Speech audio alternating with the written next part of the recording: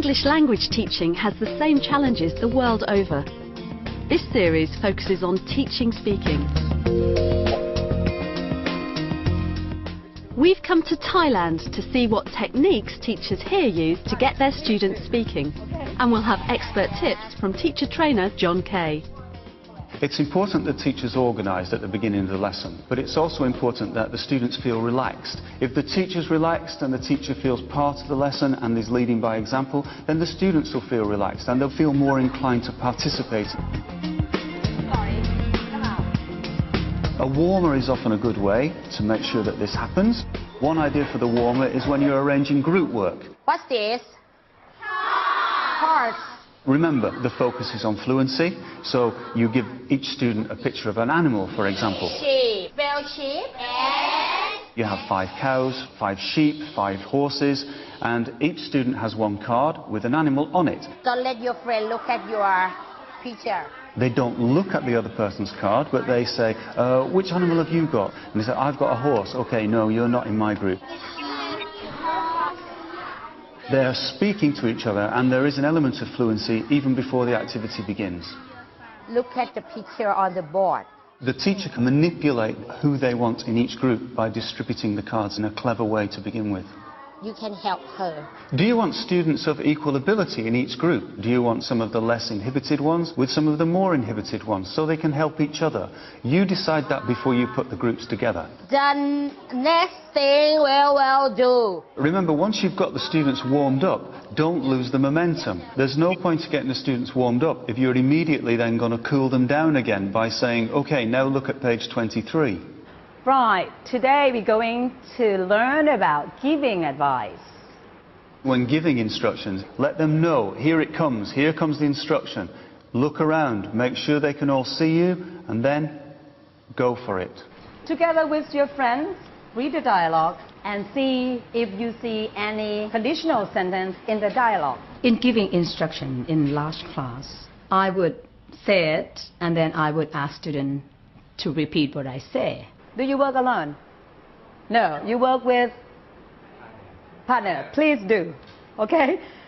Work with partner, do not work alone, okay? 2 minutes. Once you've given the instruction, check that they understand, usually through their actions. Watch them. If they do it, they've understood. If they don't do it, they haven't understood. In which case, go back, give the instruction again, and then ask them to go again.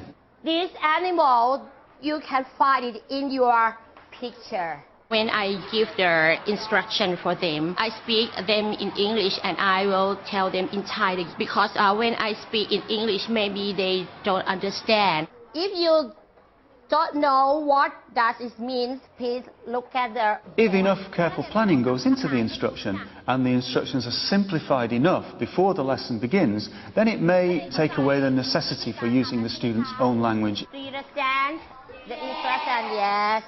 Now look, tell me what you know about this. What is it? Make sure you're not using any overcomplicated language. For example, can you say, what's this, rather than, can anybody tell me what this is?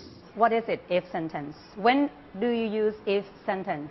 Even in your own language, it's quite difficult to take in more than 2 instructions. So one instruction, let them move. Then give another instruction, let them move. Anyone, help her. Any example?